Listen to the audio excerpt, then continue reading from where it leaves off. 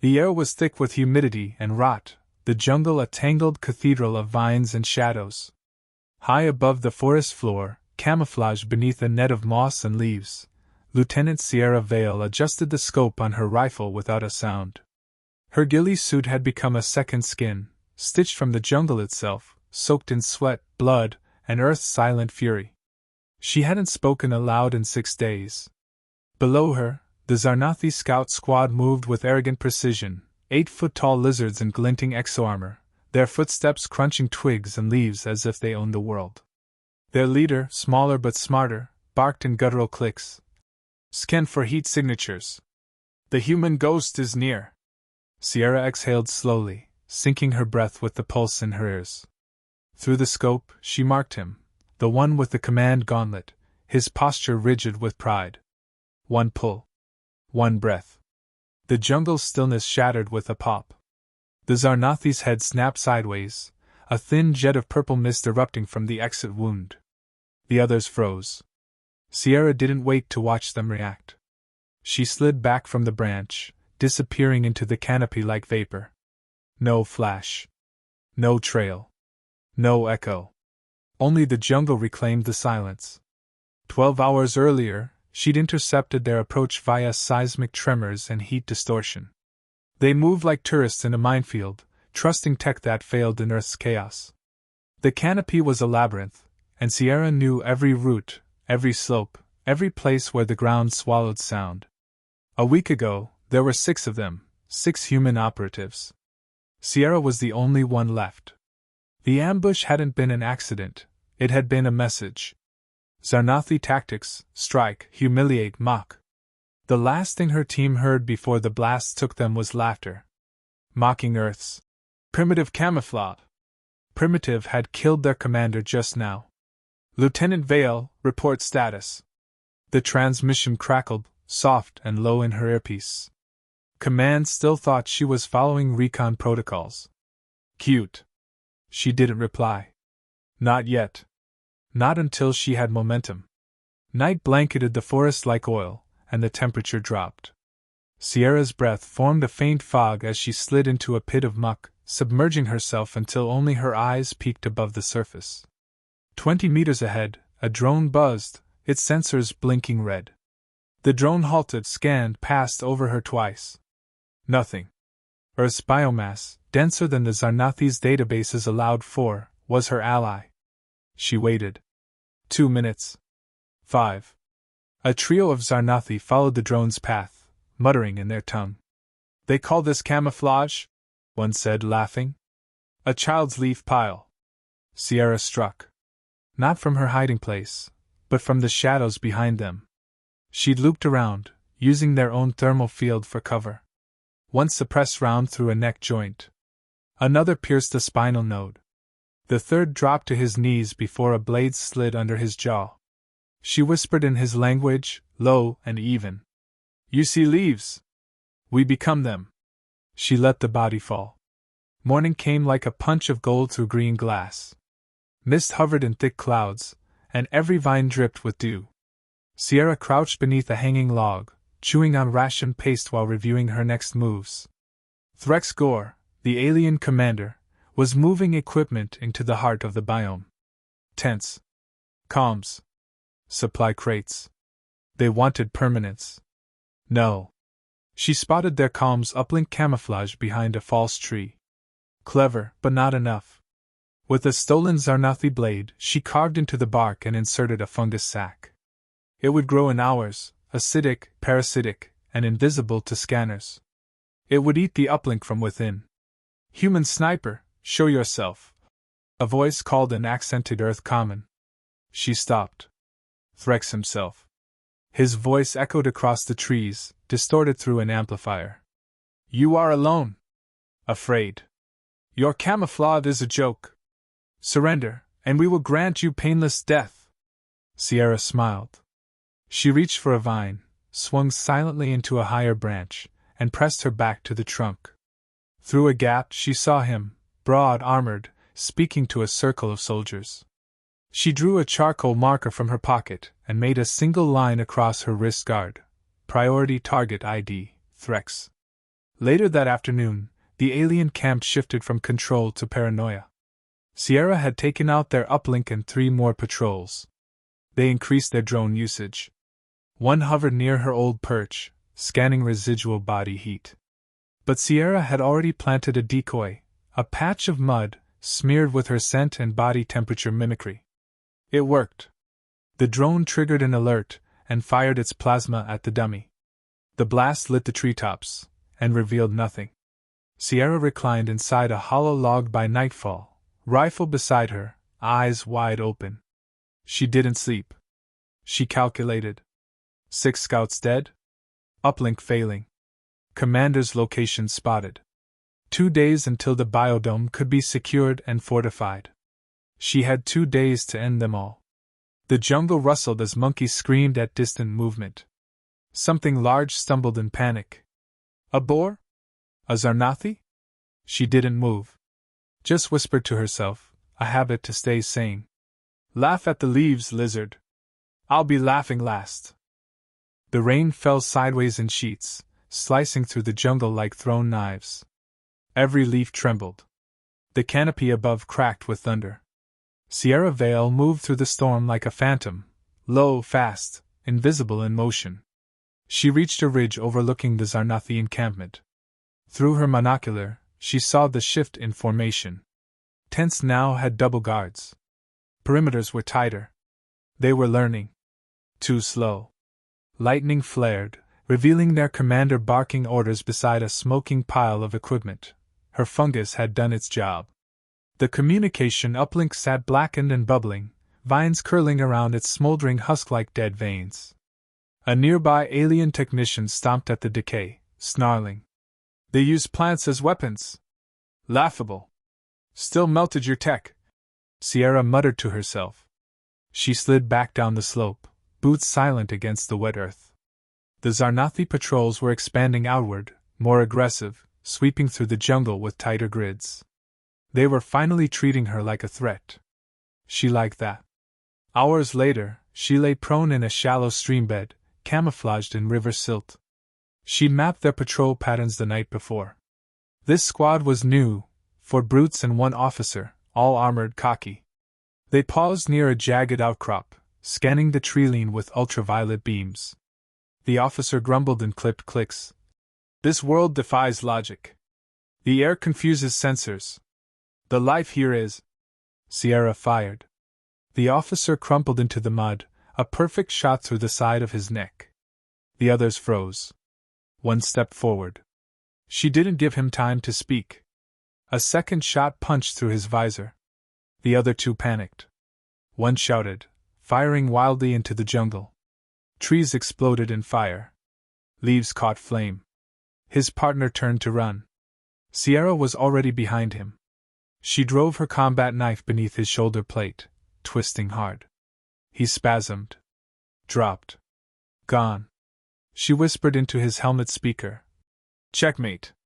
The last soldier stumbled, breath fogging, tail thrashing. He tore off his helmet and screamed into the dark. Show yourself! She didn't. She waited until he turned his back, then silenced him with a bullet. The jungle stank of ozone and fear. Trees smoked. Birds screamed overhead, disturbed by the violence. Sierra crouched beside a ruined log, cleaning her blade with a soaked cloth, hands steady despite the chaos. A voice buzzed through the downed officer's helmet, Threx. Report. Sector Epsilon. Do you have the body? No reply. Seconds passed. Then, begin psychological sweep. Play their fears against them. They're animals. Make them crack. Sierra smiled grimly. You first. Night fell heavy, pressing the air into her lungs. She set traps, rope triggers, spike pits, and mimic beacons. Earth tech married with jungle instinct. Not flashy, but deadly. Near a ravine, she placed a sonic lure. It emitted faint, looped speech from her fallen teammate, Private Monroe's voice. Clear right, wait, movement. It lured a patrol within an hour. They followed the sound, weapons up, scanning nervously. She watched from above, crouched in a high tree, scope already aligned. One stumbled into a spike pit. Screams pierced the dark. Another spun, disoriented. Sierra fired. Only one alien remained, wide-eyed, back pressed against a tree, panting. She waited. Let the fear settle in. Let the silence haunt him. Finally, his trembling voice crackled through the calms. She's not human. She's not real. She hunts like the jungle itself. His feed cut. By morning, the camp was in disarray. Threx stood in the center, fury written in the set of his jaw and clenched claws. 6 dead. Again. No trail. No trace. One of his lieutenants stepped forward. Request permission to deploy the Fang Talons. Threx stared at the map projected before him. Markers blinked red, each one a loss. Send them. Sierra had been waiting for this moment. The Talons were elite, trained in earth-terrain warfare, brutal, methodical. She needed to thin them.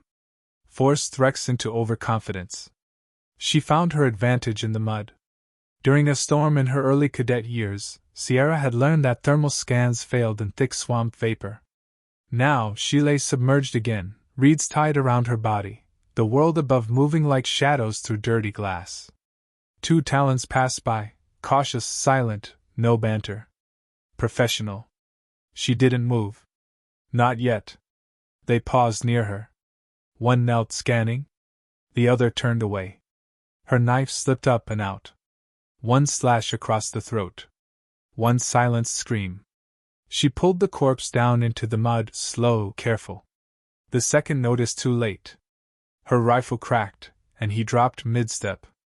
They never even touched her. By noon, Sierra watched the camp from a different ridge. The Talons were down too. Threx was losing patience. He screamed at a hologram of the battlefield, pounding his claws into metal. He didn't know it yet, but he was being herded. Sierra tapped her wrist guard, bringing up her mapped progress. There, he had shifted command quarters into the old supply tent. Less armored. Less guarded. An emotional decision. She whispered, "Getting sloppy, Threx." Thunder rumbled again.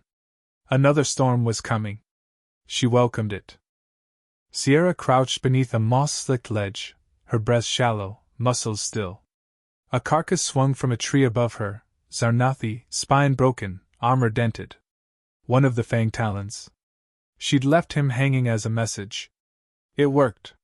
The rest of the elite unit had gone silent, abandoning their confident chatter. They patrolled in tight formations now, eyes scanning shadows, weapons raised at the slightest flicker. Not with arrogance. With fear. Sierra didn't need a full squad. She just needed them nervous. Overhead, a pair of scout drones drifted through the fog. Their blue optics hummed softly, cutting narrow cones of light through the undergrowth. Sierra lay belly flat in shallow water, hidden beneath a woven mat of wet leaves and camouflage mesh. One of the drones paused above her. She didn't blink. A cicada whirred nearby. Then a splash, deeper in the brush. One of her motion-triggered decoys, a sack of mud and thermal gel, activated behind a rock. The drone zipped toward it, scanning the false heat. She moved. In 5 precise seconds she rose, fired a signal-jamming dart, and brought the drone to a hard, sparking fall. She melted back into the water. No alarm. Just another ghost kill. Later, Sierra watched from a canopy perch as the Zarnathi recovered the wrecked drone. Their voices crackled over intercepted comms. She uses Earth's weather as armor. Even our Talons are being picked off. Commander Gore refuses to retreat. He won't leave until she's dead. Or he is. Sierra smirked. That could be arranged. The jungle's humidity worsened by mid-afternoon, the sky an angry bruise. The canopy swayed under thick gusts, and the air stank of ozone. A storm was imminent. Sierra slid through the brush, barefoot now, her boots left behind to move quieter. She approached the central Zarnathi dropship, sleek, dark, and humming low. The only way off this battlefield for them. And her next target. She crawled beneath its undercarriage, reaching the fuel-lined couplings. Magnetic clamps secured the tank. She slid a small canister of volatile gel onto the line and pressed it flush. You like fire, Threx? Let's see how you enjoy watching your ride burn. She left silently, vanishing before the wind shifted. The jungle exploded 10 minutes later. A thunderclap disguised the boom of the dropship's rupture. Fire gushed from the base like a dragon's breath, licking tree trunks, igniting brush. Zarnathi ran in every direction, some trying to douse the blaze, others checking for survivors. None could find a culprit. Sierra watched from a distance, crouched in a hollow. She didn't smile this time. That ship had carried the last of her squad's remains, bodies preserved for return. She'd made sure the remains were already buried nearby. The ship was just a tool now. A crackle in her comms. Lieutenant Vale, this is Earth Command. We see a large detonation in Sector 9. Confirm. She touched the mic. Confirmed. Target, Zarnathi drop ship. Status, destroyed. Continuing up. Pause. Reinforcements are inbound, ETA 72 hours. Hold position. Confirm? Sierra's voice was flat. Affirmative. As night fell, the fire dimmed into a sullen glow. Smoke rose through the trees, and with it, the Zarnathi's nerves unraveled. Commander Threx paced the ruins, armor scorched, one claw twitching involuntarily. He turned to his second. Send every remaining Talon. No more stealth. No more caution. Kill everything that moves. But the jungle. He slammed a fist into the creature's chest plate, denting it. Do it. Sierra heard the order. She welcomed it. She drew them into the ravine at dawn. The trap was simple, a false trail of snapped branches, crushed plants, and synthetic scent trails leading into the basin. She watched from a stone overhang as the Talons approached, 6 of them left, all armed with heavy plasma throwers.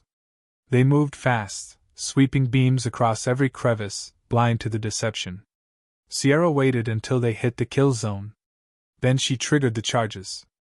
A series of concussive mines buried beneath the mud erupted upward, not to kill, but to disorient. The Talons staggered, blinded by smoke and stinging thorns released by custom pods she'd planted. They never saw her move. She dropped from above like a hawk, landing on the lead soldier's back, driving her blade beneath his neck plate. Rolled. Fired.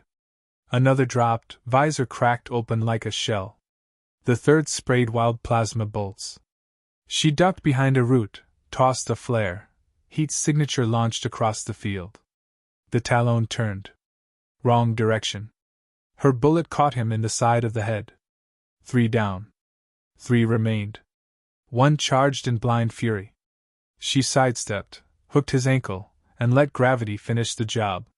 Skull met rock. No second shot needed.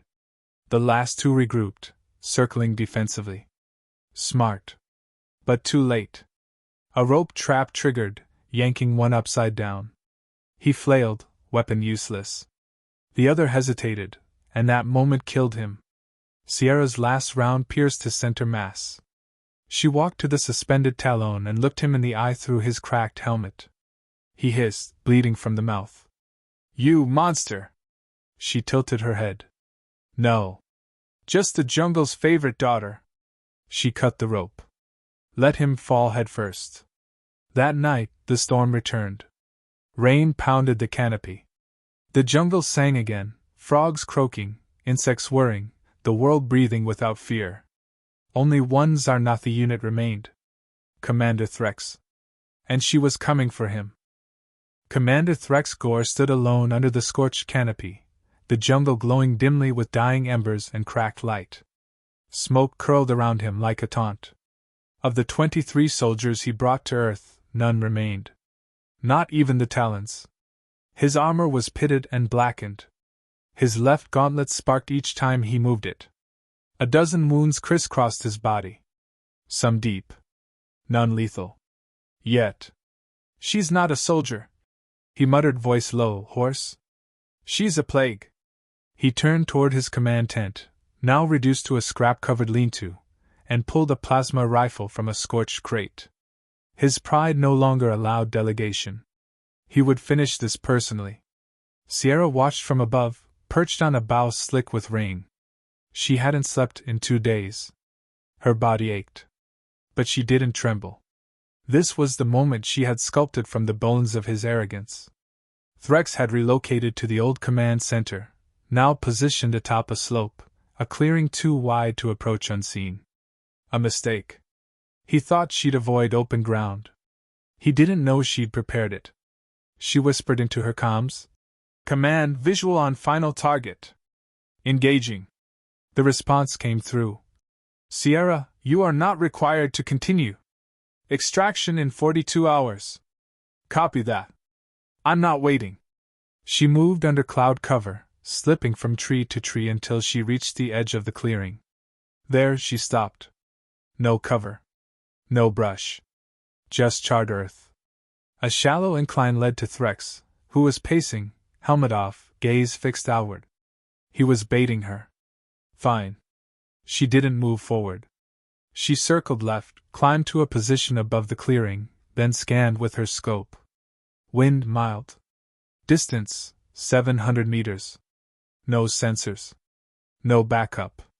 Just him and whatever madness he'd finally surrendered to. She inhaled, adjusted for elevation, exhaled slowly, and a blast rocked her perch. The tree exploded. Her body flung sideways, slammed into bark, ribs screaming. She tumbled, hit the ground hard, rolled, came up behind a root wall. Her rifle was gone. A hiss through the smoke. You think I wouldn't expect your shot? I've studied your pattern. Your precision. Your angles. His voice was closer now. Confident. Controlled. Sierra crawled, blood dripping from her lip, heartbeat in her ears. She unclipped her sidearm, stayed low. You've killed my best. Turned my soldiers into stories. But you bleed like the rest. A plasma bolt struck just left of her, sizzling mud. She bolted right, took a sharp curve through tangled ferns, then dropped into a sinkhole she'd mapped days ago. A natural trap. The one place she could control. She waited. Footsteps followed. Heavy. Deliberate. He entered the opening, his rifle sweeping left to right. The light from his armor cut through the shadows like a blade. She pressed flat to the earth, just behind the jagged wall of stone. A heartbeat passed. Another. Then, his voice again, quieter. End this. Show yourself. She rose from the muck, pistol in hand, and fired. He ducked, returned fire. Missed. Heat seared past her cheek. She sprinted sideways, leaped over a fallen log, and landed hard near her backup rifle, an old bolt action, hidden in a waterproof wrap. Primitive. Silent. She ripped it free, chambered around, turned. He stood 10 meters away. They locked eyes. You're not a soldier, he growled. No, she said. I'm the last thing you see. She fired. The round struck low, piercing his thigh. He staggered, roared, aimed wildly. Another bolt shattered the tree beside her. She ducked, repositioned, then fired again, this time through his shoulder. He dropped to one knee, growling, clawing at the dirt. I brought fire and force, he snarled. And all you had was mud and moss. Sierra walked forward now, slow, rifle still raised. No. I had earth. He lifted his weapon in one final burst of rage. She fired once more. The bullet tore through his chest plate, shattering the primary heart. He collapsed sideways, breath rattling. As he gasped, his voice cracked. You were just one. She stood over him, face expressionless. That's all it takes. Rain fell again. The fire behind them hissed into steam. The jungle quieted. Sierra dropped beside a tree, breath slowing, gun resting on her knee. Her body throbbed. Her ribs ached. But the silence told her everything. It was over. She tapped her comms. Command, target neutralized. Sector cleared. Pause. Then, copy, Lieutenant Vale. Confirming elimination. Hold for extraction. She looked down at Threx's corpse, already blending into the mud. She whispered, They laughed at Camouflage. Then she vanished back into the jungle. Dawn cracked open with a thin shaft of gold breaking through the bruised clouds. The jungle, days before alive with enemy boots and alien tech, lay silent. Charred edges of leaves curled inward. Smoke drifted in thin spirals, clinging to tree trunks like the last exhale of war. Sierra Vale stood motionless atop a mossy ridge overlooking what remained of the Zarnathi camp. No movement. No signals. No more heat signatures. Only bodies, and silence. Earth had taken them back. She stepped carefully through the ruins, past melted armor and cracked helmets, scanning for signs of life. Nothing. Even the drones had ceased their slow buzz, most lying in scorched heaps where she'd brought them down. Her boots pressed into the blackened soil where Threx had fallen. His body had stiffened under the rain. Face down. Rifle melted beside him. She kicked the weapon aside, picked up his data shard from the armor plate, and tucked it into her belt pouch. Proof. Her earpiece crackled. Lieutenant Vale, this is command. Extraction inbound. VTOL arriving in 40 minutes. Confirm pickup location. She tapped her mic. Extraction point Delta 3.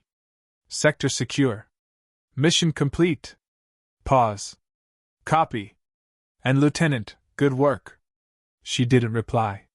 Not right away. Her eyes drifted to the trees above. Birds were beginning to return, chirping, fluttering between branches, unaware of the blood that had soaked the roots below. Life moved on. Finally, she whispered, Tell Monroe, we did it. She spent the next 30 minutes preparing the dead. Not the aliens. Her team. Sierra moved to the shaded grove where she'd buried them 4 days ago. 6 mounds of turned soil. She'd made a cross from broken rifle stocks. Set a scrap of uniform over each. Now, with the threat gone, she uncovered each grave gently, placed personal effects, tags, dog-eared notebooks, one cracked watch, atop the fresh soil. She lit a flare. Red. Earth signal 4. Mission success, casualties high. The flame hissed as it climbed upward, punching through the canopy. A deep thrum echoed minutes later, rotor blades slicing wind, coming in low from the southeast. She moved to the clearing, rifle slung over her back, armor scorched and battered, camouflage streaked in blood and ash. The Earth Force's VTOL broke through the clouds like a steel dragon, its undercarriage glinting in sunlight. As it hovered, a rope ladder dropped. A soldier leaned out, fully armored, clean, untouched by jungle. Lieutenant Vale? He shouted. She nodded once. Goddamn. You're really her. She climbed without a word. Inside the transport, the air was sterile and cool. Too clean. It made her skin crawl. She sat on the metal bench, rifle across her knees, staring through the small side window as the jungle shrank below. The medic approached cautiously. You're hurt. Ribs, she said. Nothing vital. He hesitated. We heard what you did. Command says you neutralized an entire Zarnathi unit solo. Sierra looked at him, calm. I didn't do it alone. The jungle helped. My team died for it. I just made sure it mattered. He nodded, silent, then handed her a canteen. She drank. Water had never tasted so foreign. 2 days later, back at Blackridge Command, Sierra stood before the debrief wall. A holographic display played looping feeds, footage from her bodycam, drone scans, satellite images of explosions in Sector 9. A general turned toward her, arms crossed. We reviewed everything. Confirmed Threx's death. His DNA logged in our system. No Zarnathi left alive in the region. You've ended the Congo incursion. She didn't answer. He continued. We'll be submitting your name for honors. Possibly even frontline valor recognition. You'll be assigned rest protocol for. No. The general blinked. Lieutenant? I'm not done, she said. They'll come again. Somewhere else. I want reassignment. Jungle terrain. Stealth op. No teams. You need recovery time. I recover in the field. He studied her, unsure whether to argue. In the end, he didn't. Weeks later, stories spread. Rumors among Earth's forces spoke of a woman sniper in the jungle who moved like mist and vanished like smoke. Recruits whispered about a soldier who took down an alien war commander with mud, vines, and a rusted bolt-action rifle. The Zarnathi, in distant systems, began referring to Earth's green zones as cursed. They no longer laughed at camouflage. They feared it. In the heart of the Congo, far from any satellite's eye, a new figure moved beneath the trees. Alone. Watchful. Rifle across her back. The jungle parted for her, then closed in behind like she'd never been there. Sierra Vale had become legend. But legends don't sleep. They wait in the shadows. And shadows never miss.